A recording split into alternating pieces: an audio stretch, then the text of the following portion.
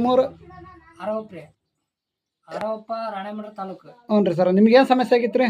ನಮಗೆ ನರ ವೀಕ್ನೆಸ್ ಆಗಿದ್ವಿ ರೀ. ನಾವು ಮುಂಚಿಂದ್ರ ಭಾಳ ವೀಕ್ನೆಸ್ ಆಗಿದ್ವಿ ರೀ. ಹ್ಞೂ ಸರ್. ನರ ವೀಕ್ನೆಸ್ ಆಗಿ ನೆಲ ಬಿಟ್ಟು ಎದ್ದಳಂಗಿದ್ದಲ್ಲ ರೀ. ಹ್ಞೂ ರೀ. ಫುಲ್ಲು ಒಗ್ಯಾಡ್ಬೇಕಂದ್ರೆ ಬರೀ ಇಬ್ಬರು ಬೇಕತ್ರಿ ನಮಗೆ. ಹಿಡ್ಕೊಂಡು ಬರೀ ಒಂದು ಹೆಜ್ಜೆ ಹಾಕ್ಬೇಕಂದ್ರೆ ಇಬ್ಬರು ಬೇಕತ್ರಿ ನಮಗೆ. ಹ್ಞೂ ರೀ. ಈಗ ಈ ಔಷಧಿ ತಗೊಂಡ್ಮ್ಯಾಕ ಹ್ಞೂ ರೀ.